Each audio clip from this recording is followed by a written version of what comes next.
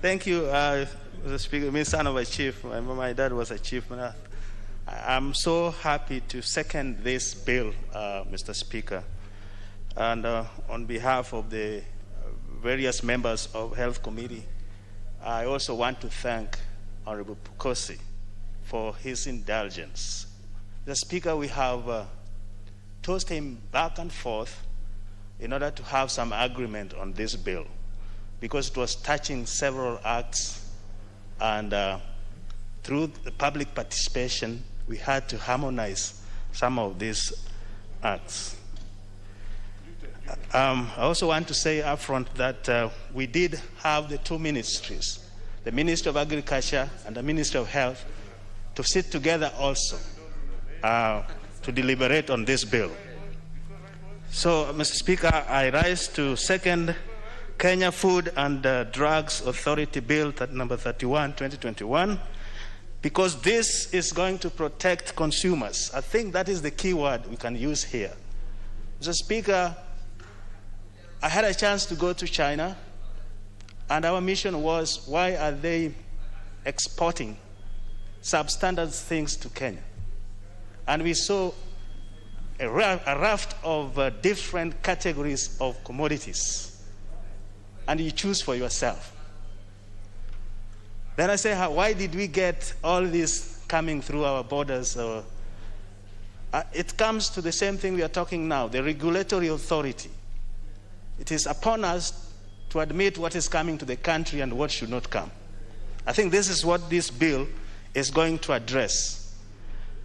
That said, Mr. Speaker, I must also emphasize that we did, as a committee, have amendment which he alluded to, and I'm happy he has done that the issue of drugs and the issue of food is quite different. And the definition of food is different. The nutrition is also controlled by the Nutritionist Council. The issue of livestock was clouding drugs as well. The issue of pesticides, fertilizers, and the capabilities of implementing this bill, if passed as it was going to be very difficult. So I thank Dr. Pukosi because he agreed that we can separate the drugs from the food. So in that amendment, which will come at the Committee of the Whole House, the title will be affected, and the responsibility will also be different because the food will be under agriculture. This bill is addressing safety issues of the health products and technology. Health depends on the quality of the products that we allow to come into our country. And Mr. Speaker, if you are subjected to substandard items or supplies into your body, let's say for drugs, the organisms might not be sensitive to them, and the disease progression will continue for sure, and you will have more complications. So it is important that this bill, if passed, will strengthen the regulatory authority to do that. The other issue is the quality of the substance. Safety is one thing, but the quality is also another thing. Something can be safe, but not of good quality. So it is addressing that. All those two, if addressed properly, will also give birth to efficiency. And in health, efficiency is very vital. Because if there is delayance in even supplies we are talking about, because they are subjected to substandard regulations, then even people will die. Or if they come late when the disease has progressed, and that we will be dealing with another level of care.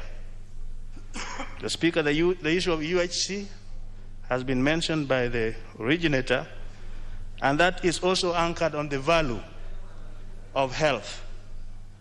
If flow products are administered into the body and you don't get well, even getting back to the hospital would be a big problem. That's why many Kenyans are now looking for alternative medicine. So this bill is trying to cure that when we allow the products, the doctors prescribe it, we know it is of good quality and it will add value to health. Mr. Speaker, the other thing is the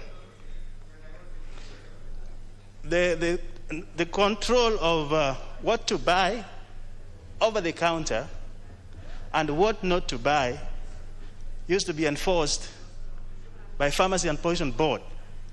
But that's not happening. Anybody can walk into any establishment, especially chemists, and buy what you want. So we hope when this is enacted, it will add more power to control of our drugs. Otherwise, I want to yield my time to members to comment on this because we dealt with it as a Committee of Health for a long time. But I think it is a good thing. And in closing, I just want to make sure you understand that the bill is moved as is, but there are amendments that are coming which will separate this bill from drugs and food. And food will be under the agriculture, and the agriculture is developing another bill for food separately. This is because we also ventured into many countries which has combined them and found that they are not very effective. Tanzania is one of them, which when the whole thing, Food and Drugs Authority, now they are trying to redo it again. The US, which is the birthplace of Food and Drug Authority, has also evolved. The name's still there, but there are sectors which has been formed separately, either to deal with food and also to deal with drugs. So with those few remarks, Mr. Speaker, I second.